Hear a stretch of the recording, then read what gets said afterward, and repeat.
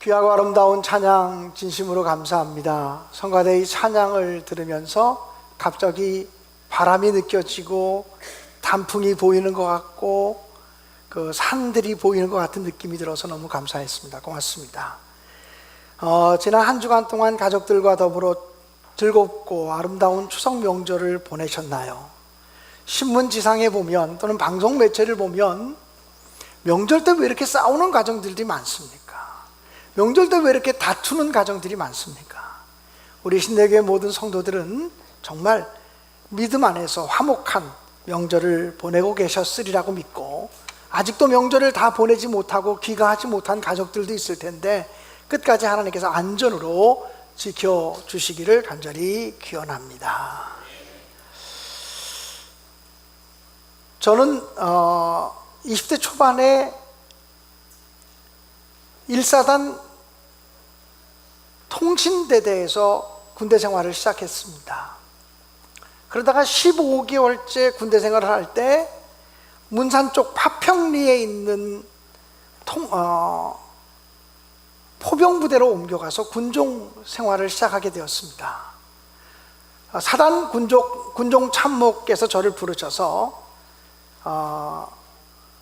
58 포병대대라고 하는 그 부대에 군종 사병이 전역하게 되었는데, 교회는 있는데 예배를 인도할 사람이 없으니 그곳에 가서 군종 활동을 잘해보라고 격려해 주셔서 제가 그 부대에 가게 되었습니다. 제가 설교를 하면서 지난번에 알게 되었는데 우리 윤범석 권사님이 58 포병대대 출신이랍니다. 그래서 저보다 군대 아주 까마득하게 고참이고 선배님이신데 설교하면서 알게 되었습니다. 선배님 잘 부탁합니다. 그런데 제가 그 58 포병대대 갔는데 군종 활동을 도무지 할 수가 없었습니다. 모든 사람들이 군종 활동을 방해했고 한 사람도 군종 활동을 도와주는 사람이 없었습니다. 그래서 제가 오랫동안 기도하고 결심하고 그러다가 대대장실을 찾아갔습니다. 저는 군대에서 감옥소 영창 갈 생각을 하고 대대장실을 찾아가서 문을 두드리면서 용무가 있어 찾아왔다고 얘기를 했습니다. 대대장님께서 매우 불쾌하게 여기면서 무슨 일로 왔느냐고, 제가 대대장님을 도와주러 왔다고 이야기했습니다. 그 대대장님은 당시 전두환 대통령의 조카 사위였습니다. 전두환 대통령의 조카 사위죠. 조카 사위였기 때문에, 이순자 여사 조카하고 결혼했거든요. 전두환 대통령의 조카 사위였기 때문에 당시 대통령이 도와주는 사람이었습니다. 근데 그럼에도 불구하고 그분에게 내가 당신을 도와주러 왔다고, 육군 상병이 당신을 도와주러 왔다고 얘기하니까 굉장히 어이없어 하셨습니다. 그분에게 가서 제가 나를 대대장님의 특별 참모로 임명하라고, 비록 사병이지만 나를 대대장님의 특별 참모로 임명해달라고 얘기를 했더니 굉장히 어이없어 하시면서 내가 너를 특별 참모로 임명해야 되는 이유가 뭐냐라고 물으셨습니다. 그래서 제가 그분에게 말하기를, 이 군대는 너무 거짓말이 판을 치는 사회 같다고, 대대장님께 정직한 보고를 드리는 사람이 아무도 없는 것 같다고, 이 부대 안에서 정직한 보고를 대대장님께 드릴 수 있는 사람은 오직 이 김광년이 밖에 없다고. 그랬더니 그분이 깜짝 놀라면서 네가 뭔데 그렇게 얘기할 수 있냐고 물으셨습니다. 그때 제가 하는 말이, 저는 크리스찬이기 때문에, 제가 예수 믿는 사람이기 때문에 대대장님께 정직한 보고를 드릴 수 있는 유일한 사람이라고 이야기했습니다. 육군 상병이 영창 갈 각오를 하고서 그렇게 얘기하는 소리를 들으면서 당시 대대장이었던 황진하 중령, 그분이 나중에 삼선 국회의원까지 하셨습니다. 그리고 국방위원장까지 지내셨어요. 여기 우리 설교 듣고 있는 우리 박홍근 국회의원께서 너무 잘 아실 겁니다. 지금은 국회의원이 안 되셨습니다. 지난 19대까지 국회의원을 하셨던 분이십니다. 근데 그분이 나를 당신의 특별 참모로 임명하십시오. 왜냐하면 이 부대 안에서 당신에게 정직한 보고를 드릴 수 있는 유일한 사람이 저이기 때문입니다. 왜냐하면 저는 크리스찬이기 때문입니다 라고 얘기했을 때 저는 정말 그 다음에 그분의 답변이 너무 궁금했습니다. 근데 그분이 그 얘기를 듣자마자 벌떡 그 자리에서 일어나시면서 저에게 손가락질 하면서 야, 너 마음에 든다, 이렇게 얘기하셨습니다. 너 마음에 든다. 어떻게 육군 상병이 이렇게 배짱이 크냐, 이러면서 어떻게 대대장을 찾아와서 그런 얘기를 할 생각을 했냐, 너 마음에 든다고. 그래서 그때부터 제가 대대장님의 특별 참모 역할을 하면서 군대 생활을 했습니다. 저는 그때 제가 그 한마디 했던 것이 얼마나 그 부대 군종 활동을 잘하게 하는 그 출발점이 되었는지를 너무 잘 알고 있습니다. 한마디 대답이 또는 한마디 말이 그 대대장님의 마음에 흡족했기 때문에 그 대대장님은 저를 특별 참모처럼 임명하시면서 저를 통해서 부대 일을 함께 의논하시고 그러셨습니다. 그래서 매주 목요일 날 아침 10시 반부터 11시 반까지는 대대장님과 군종 참모와의 대화의 시간이 정해질 정도였기 때문이었습니다. 오늘 저는 예기치 못한 대답이라는 제목으로 말씀을 드리려고 준비를 했습니다. 이 말씀을 가지고 여러분과 나누려고 하다 보니까 제 마음속에 세 가지 성경 말씀이 동시에 떠올랐습니다.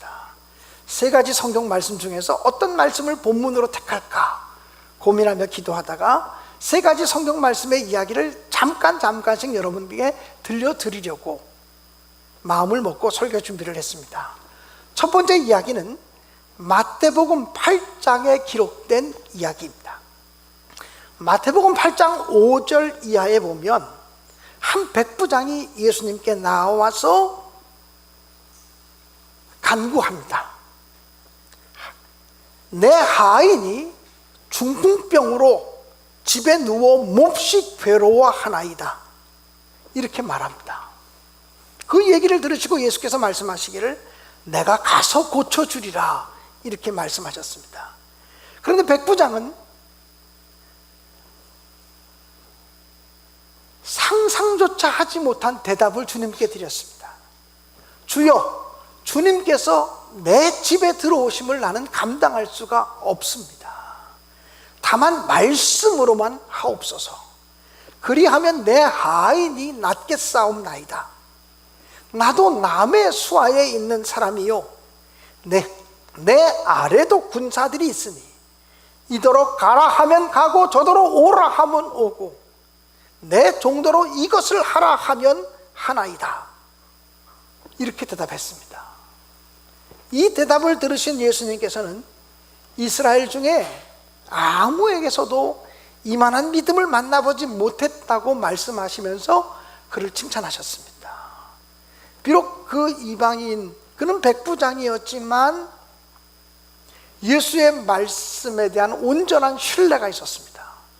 자기가 군인으로서 자기 부하에게, 자기 종들에게 명령하면 그대로 이루어지는 것처럼 만군의 왕이 되시고 만주의 주가 되시는 주님이 명령하시면, 주님이 말씀하시면 그대로 이루어지지 않겠느냐라고 하는 고백을 주님께 드린 것입니다. 사랑하는 여러분, 우리가 주님에 대한, 주님의 말씀에 대한 그런 신뢰가 있습니까? 오늘 여러분 한 분 한 분이 백부장이 주님께 고백했던 것처럼 주님 말씀으로만 하옵소서, 그러면 그렇게 될 줄로 믿습니다, 이런 고백을 드리는 믿음의 사람들이 될 수 있기를 주님의 이름으로 축복합니다. 두 번째 나누고 싶은 이야기는 마가복음 7장에 기록된 이야기입니다. 마가복음 7장 21절 이하에 보면 예수님을 감탄시킨 또 한 사람이 등장합니다. 예수께서 두로 지방에 가셨을 때의 일이었습니다. 한 여자가 예수님 발 앞에 엎드려 간구합니다. 그 여자는 헬라 사람이었고 수로보니게 여인이었다고 성경은 기록하고 있습니다. 다른 병행 본문에서는 가나안 여인이었다라고 그렇게 기록되어진 성경도 있습니다. 그 여인은 예수의 발 앞에 엎드려 이렇게 간구합니다. 예수님, 내 딸이 흉악한 귀신이 들렸으니 내 딸에게 붙어 다니는 그 귀신을 내어 쫓아 주옵소서라고 이야기합니다. 그런데 예수님은 평상시 같지 않은 말씀으로 그에게 대답하셨습니다. 자녀의 떡을 취하여 개들에게 던지는 것이 마땅하지 않으니라, 이렇게 말씀하셨습니다. 당시 유대인들은 이방인들을 무시했고 이방인들을 멸시했습니다. 그래서 자기들만 선택받은 사람이고 이방인들은 하나님의 선택을 받지 못한 사람들이었기 때문에 이방인들을 개와 같이 취급했습니다. 그런데 사랑의 하나님이고 사랑의 주님이셨던 예수님의 입술을 통해서 이 대답이 나오는 겁니다. 자녀의 떡을 취하여 개들에게 던지는 것이 마땅하지 않으니라. 어떻게 주님의 입에서 이런 말씀을 하실 수가 있을까요? 이 여인은 흉악히 귀신 들린 자기의 딸을 고치려고 왔다가 오히려 주님으로부터 무시와 멸시를 당하였습니다. 그럼에도 불구하고 이 여인은 주님께 그 누구도 상상하지 못했던, 정말 예기치 못한 대답을 드림으로 주님의 마음을 돌려놓고 주님을 감동시키는 믿음의 사람이 되고 말았습니다. 이 여인은 이렇게 대답했습니다. 주여, 올소이다마는 개들도, 상 아래 개들도 아이들이 먹던 부스러기를 먹나이다 라고 말합니다. 다른 병행 본문에 보면 개들도 상 아래 떨어지는 부스러기를 먹을 수 있지 않습니까? 라고 이야기했습니다. 여러분, 이 여인의 대답은 주님의 은혜를 경험할 수만 있다면, 주님의 사랑을 받을 수만 있다면 내가 개가 되어도 좋습니다 라고 하는 완전히 자존심을 내려놓는 겸손한 고백인 것입니다. 또 주님으로부터 오는 부스러기 은총만 받아도 내 삶의 모든 문제가 해결될 수 있다고 하는 확신을 고백한 것입니다. 주님의 큰 능력을 받아서가 아니라 주님의 부스러기 은총만 받아 먹어도 내 딸의 병은 나을 것이고 내 딸에게 역사하는 귀신의 역사는 떠나갈 것이고 내 삶의 모든 문제가 해결될 것이라고 하는 믿음을 고백하고 선포한 것이었습니다. 사랑하는 여러분, 주님은 이 여인의 믿음의 고백을 들으시고 놀랍게 여기시면서 그 여인의 딸에게 붙어있는 귀신을 내어 쫓아주었다고 하는 말씀이 성경 본문 속에 기록이 되어져 있습니다. 사랑하는 여러분, 주님의 은혜에 대한, 주님의 능력에 대한 그런 간절한 사모하는 마음이 우리에게 있는지 점검해 보시기를 주님의 이름으로 간절히 축원합니다. 세 번째 여러분과 나누고 싶은 말씀은 누가복음 2장입니다. 오늘 본문으로 선택한 누가복음 2장에는 예수님의 12살 때의 이야기가 기록되어져 있습니다. 12살 때 예수님은 예수님의 부모를 따라서 예루살렘 성전에 올라갔다가 자기 부모를 잃어버리게 됩니다. 부모 입장에서는 자식을 잃어버렸습니다. 혹시 여러분 자식을 잃어버렸다가 다시 찾은 경험들이 있습니까? 잠깐 동안이라도 그런 경험들이 있으신지요? 저는 어렸을 때 우리 어머니 아버지를 따라서 청평으로 놀러 갔다가 우리 엄마 아버지를 잃어버리고 하루 종일 울고 다녔던, 그 유원지를 울고 다녔던 기억이 지금도 생생합니다. 저는 울고 다녔지만 우리 엄마 아버지는 얼마나 안타까운 마음으로 저를 찾아다녔겠습니까? 그 많은 유원지 사람들 속에서 저를 찾아다니기 위해서 애쓰셨던 모습을 기억합니다. 제가 사방으로 돌아다니니까 어떤 가게 아주머니가 돌아다니면 더 못 찾는다고, 여기 가만히 있으라고, 엄마가 찾아올 거라고, 아빠가 찾아올 거라고. 그래서 그 어떤 가게인지 지금 기억이 나지 않지만 그 가게에서 계속 울면서 기다리는데 나중에 어머니가 찾아오셔서 저를 찾아주신 그런 기억이 있습니다. 생전 처음 택시를 대절해서, 그 60년대 중반에 택시를 대절해서 그 청평으로 휴가를 갔는데 우리 가족 휴가는 저 때문에 그냥 그렇게 끝나버린 기억이 있습니다. 오늘 성경 본문은 예수의 부모들이 왜 예수를 잃어버렸는지에 대해서 설명하고 있지 않지만 우리는 묵상하면서 상상으로 추론할 수 있습니다. 아마 6월절 축제로 인한 분주함 때문에 예수를 잃어버렸을지 모릅니다. 갈릴리 나사렛 시골 마을에 살던 마리아와 요셉이 모처럼 도시에 올라와서 세상 재미와 쾌락에 빠져서 예수를 잃어버렸을 수도 있습니다. 어딘가 예수가 우리를 따라오겠지라는 막연한 자부심과 삶의 방심과 무관심 때문에 예수를 놓쳐버렸을 수도 있겠습니다. 지금 우리 아이를 키우는 부모님들의 입장에서는 아이가 하루 동안 보이지 않는데 어떻게 하루길을 가는 동안에 예수가 있는지 없는지 찾지 않을 수가 있겠나, 이해가 되지 않을 것입니다. 근데 옛날에는요, 아이를 그냥 아이들끼리 놓아서 길렀던 때들이 있습니다. 지금 자녀를 한두 명 나오니까 자녀를 끼고 살지, 자식을 많이 낳게 되면 형들에게 맡기고 또는 친구들에게 맡겨서 같이 오게 할 때가 있습니다. 언젠가 성지순례를 했을 때에 왜 하루길이 다가도록 예수의 어머니였던 마리아와 예수의 아버지 요셉이 예수가 자기들과 함께 오는지를 몰랐는지를 확인하게 되었습니다. 두 번째 성지순례를 갔을 때인데요, 그 성지순례 가이드가 고대 이스라엘의 성읍들을 연구하는 사람이었습니다.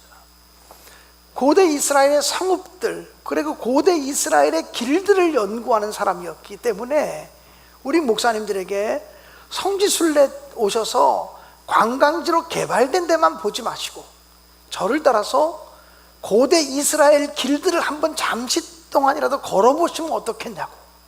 그래서 우린 너무나 좋다고. 그래서 그분을 따라서 산악지대로 올라갔습니다. 그 길은 에서 여리고로 내려가는 옛날 길이라고 이야기해 주었습니다. 아마 예수님 당시에 예루살렘에서 여리고로 내려가는 길이 이 길이 아니었겠는가 추론할 수 있다고 그분은 말씀하시면서 이 길을 한 5분 10분만 걸어보자고 이야기했습니다.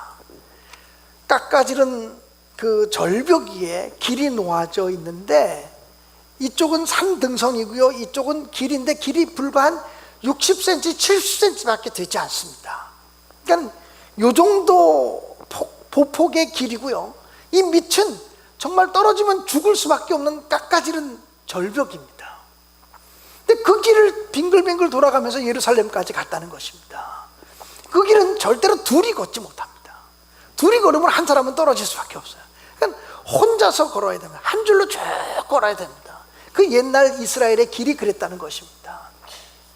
그러니 어른들은 어른들대로 먼저 출발하고 아이들은 아이들대로 먼저 따라서 오기 때문에 다음 도착 지점까지 가기 전에는 자기 아이들이 오는지 안 오는지 알 길이 없습니다. 그저 막연히 따라오겠지 생각하고 간 것입니다. 하루길을 걸었는데 그 다음 점검지에서 보니까 예수가 없는 것입니다. 그래서 다시 무럭무럭 사흘길을 걸어서 다시 예루살렘 성전까지 오게 되었습니다.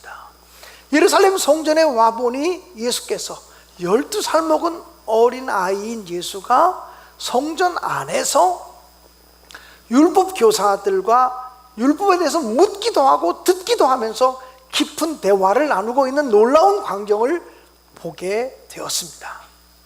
그때 예수의 어머니였던 마리아가 예수를 보고 이렇게 이야기합니다. 아이야, 어찌하여 우리에게 이렇게 하였느냐? 보라, 내 아버지와 내가 근심하여 너를 찾았노라.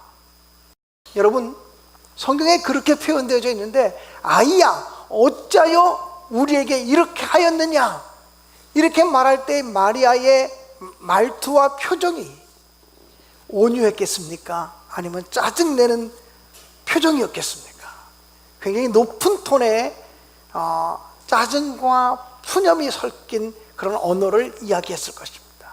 아이야, 어찌하여 이렇게 하였느냐? 왜 우리를 따라오지 않고 여기 있었느냐?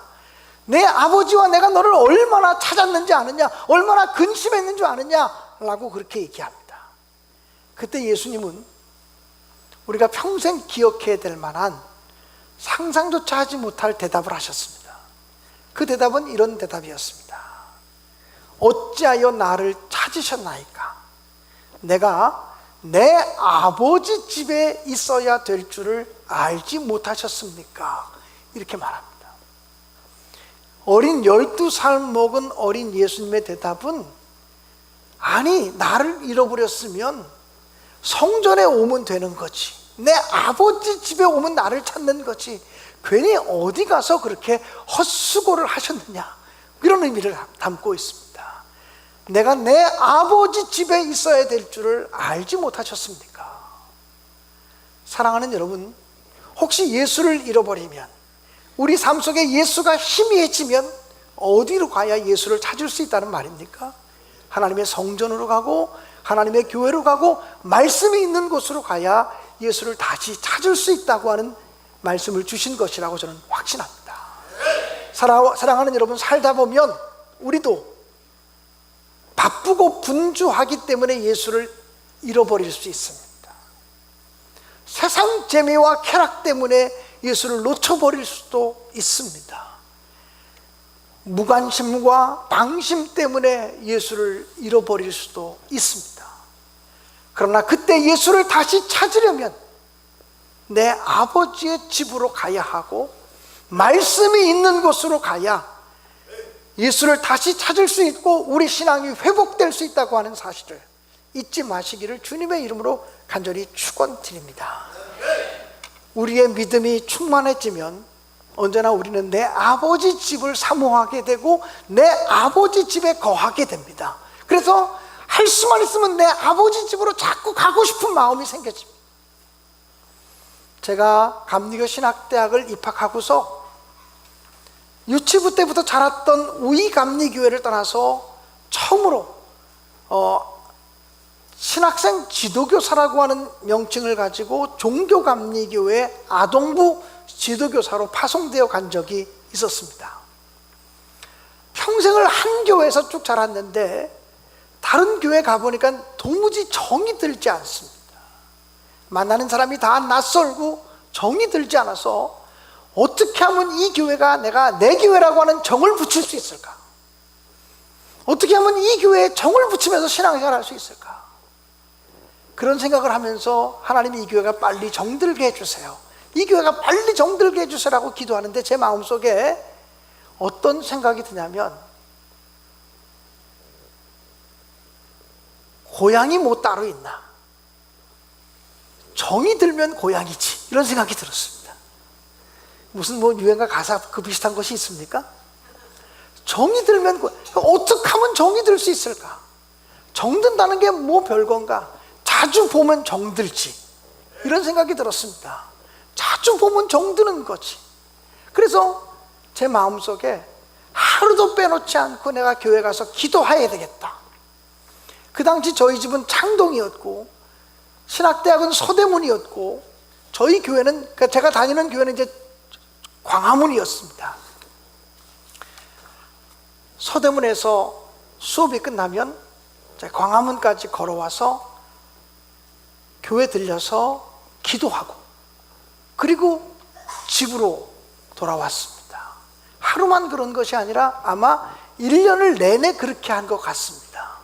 학교 끝나면 교회 왔다가 기도하고 집에 가고, 얼마나 제 마음속에 하나님의 교회를 사모하는 마음이 간절했던지요. 그렇게 3개월쯤 하고 나니까 지금은 돌아가셨지만 나원영 목사님, 나원영 감독님께서 저를 기억해 주셨습니다. 저 친구가 누군데 매일같이 교회 와서 기도하고 가느냐고. 그 당시에 벌써 1979년도였지만 종교감리교회는 신학생이 7, 8명, 거의 10명 가까이 있었습니다. 그래서 신학생들은 늘 왔다 가고 왔다 가기 때문에 신학생들에 대해 관심 갖는 사람이 없습니다. 그런데 매일같이 교회 왔다가 기도하고 가는 신학생을 보면서 관심을 갖기 시작했습니다. 그 당시에 부목사님이었던 권호소 목사님, 권호소 감독님, 춘천중앙감리교회 권호소 감독님도 저에 대해서 깊은 인상을 가지고 저를 아껴주고 사랑해주기 시작했습니다. 한 6개월쯤 하니까 그 교회 교인 중에서 저를 모르는 사람이 없을 정도로 그 교회 교인이 되었습니다. 혹시 우리 교회 등록한 지 얼마 안 되셔서 신내교회가 정이 안 가, 왜 이렇게 오랫동안 다녀도 정이 안 들지 하시는 분이 있다면 자기에게서 문제를 찾으시기 바랍니다. 더 열심히 아버지의 집을 찾아오세요. 더 아버지의 집을 열심히 찾아오셔서 하나님 말씀을 들으세요. 그러면 자연히 정이 갈 수밖에 없습니다. 우리의 믿음이 떨어지면요, 아버지의 집을 멀리 하게 돼요. 오랫동안 교회 다니지 않아서 제가 전화합니다. 또는 신방 갑니다. 아무개 집사님 오랫동안 교회를 못 나오셔서 걱정이 돼서 왔습니다. 목사님 걱정하지 마세요. 저는 집에서요 날마다 기독교 방송국만 틀고 설교 듣고 있어요. 여러분, 기독교 방송국만 틀어서 설교 듣는다고 믿음이 회복될 줄 아십니까? 절대 그렇지 않습니다.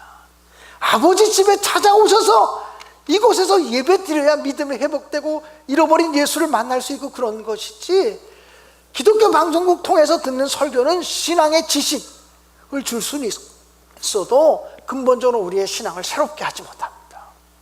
사랑하는 여러분, 예수를 잃어버리고 예수에 대한 믿음이 희미해졌으면 아버지 집을 찾아 나오셔야, 성전에 오시고 말씀 가운데 거하셔야 잃어버린 예수를 회복할 수 있다고 하는 사실을 명심하시기를 간절히 바랍니다. 오늘 저는 저와 여러분 우리 모두가 주여 말씀으로만 하옵소서, 그리하면 모든 문제가 해결될 수 있습니다, 이 백부장처럼 고백하는 믿음의 사람이 되어질 수 있기를 간절히 바랍니다. 주님, 개들도 주인의 상에서 떨어지는 부스러기는 먹을 수 있지 않습니까? 주님의 은혜라면, 주님의 사랑이라면 부스러기만 받아 먹어도 내 삶의 모든 문제가 해결될 것입니다. 주님의 은혜를 사모하는 마음으로 가득 찬 믿음의 사람이 되어지길 간절히 바랍니다. 혹시 주님이 희미해지고 첫사랑 첫 믿음이 희미해진 사람이 있다면 내 아버지 집에서 말씀 안에서 신앙을 회복하시고 신앙이 뜨거워지는 그런 경험들을 할 수 있게 되어지기를 주님의 이름으로 간절히 축원합니다. 여기에 모인 우리 모두는 다 주님의 은총을 받은 사람인 줄로 믿습니다. 주님께서 이 자리에 함께하고 계심을 저는 분명히 믿습니다. 주님께서 이 시간 여러분의 믿음을 굳건하게 하시기를 간절히 바랍니다. 주님께서 여러분을 지켜주실 것입니다. 어두운 밤을 지나고 있을 때에도 주님께서 항상 지켜주실 줄로 믿습니다. 우리는 주님이 뜻하신 일을 다 헤아릴 수 없습니다. 그러나 우리가 언제나 주님 뜻 안에 있음을 믿습니다. 이 시간 저와 여러분의 믿음이 더 굳건해지기를 원합니다. 우리가 주님께 믿음으로 말하고 믿음으로 대답할 수만 있다면 주님이 우리를 책임져 주시고 우리를 지켜주실 것을 믿습니다. 오늘 우리가 찬양으로 우리의 믿음이 더 굳건해지기를 소망하면서 주님께 고백을 드리기를 간절히 바랍니다.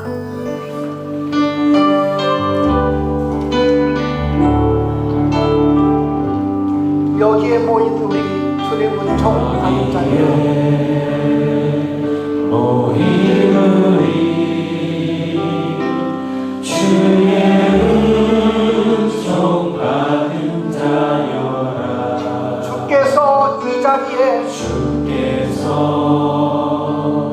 이 자리에 함께 계심을 아노라. 함께 계심을 아노라.